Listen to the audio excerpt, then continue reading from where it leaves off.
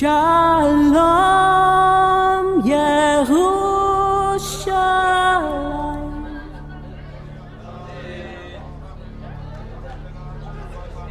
Zeu Shari Rashechem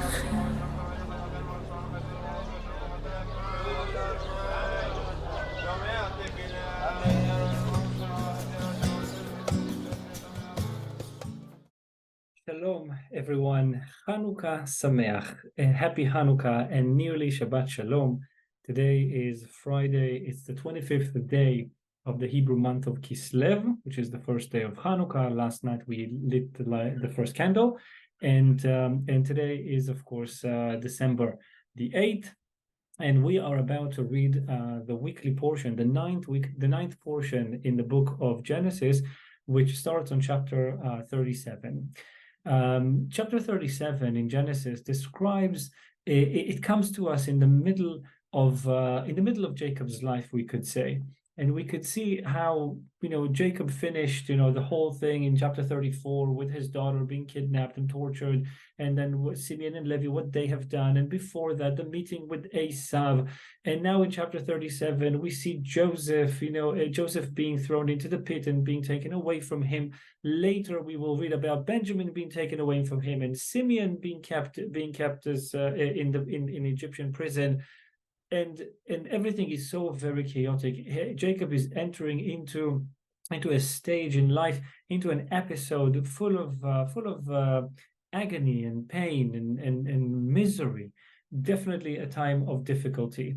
And that's where we find Jacob wearing a sackcloth and ash, mourning for his lost son. At the same time, we find Joseph, and Joseph, he's thrown into the pit. He's betrayed by his own brothers. He's only 17 when this takes place. He goes to Egypt, and he goes to the bottom of the bottom of the bottom, to a very dark place. He starts his time as a slave in Potiphar's house, and then Potiphar's wife accuses him for harassment, and then he's being thrown to prison, and he goes further down.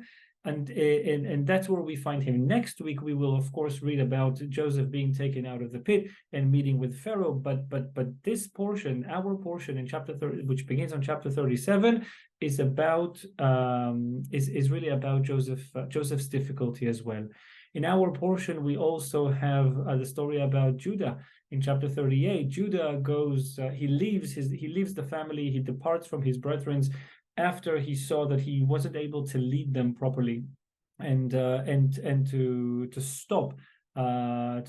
prevent the whole thing with the brothers throwing Joseph into the pit. He wasn't a good leader. He needs to leave the family as well. He meets a woman, a Canaanite woman, which already implies to us about the difficult time that Judah was in, because his father was sent to Haran in order not to marry a Canaanite, and his grandfather Isaac, the Eliezer, went to bring him a wife from Haran so that he doesn't marry a woman from Canaan.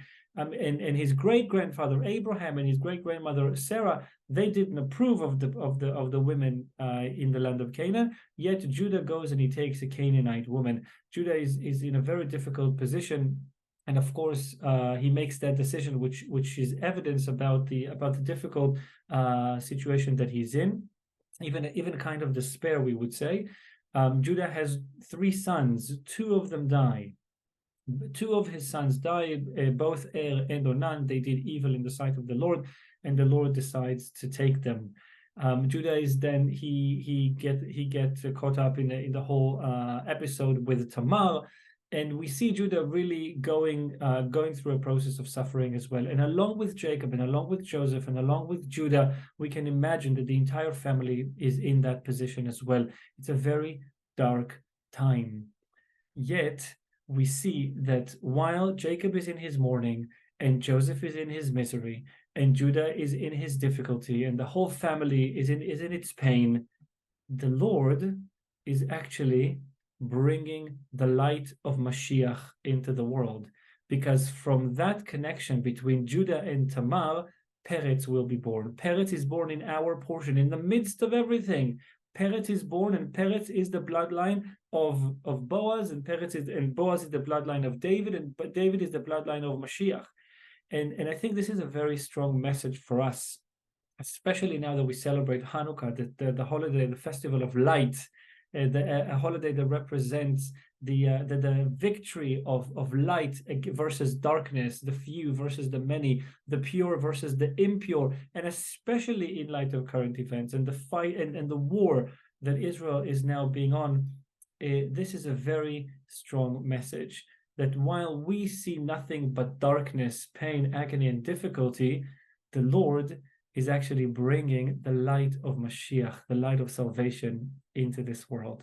May we all live to see that light going further and increasing and filling the earth with the Lord's presence. Shabbat Shalom and happy Hanukkah, everyone.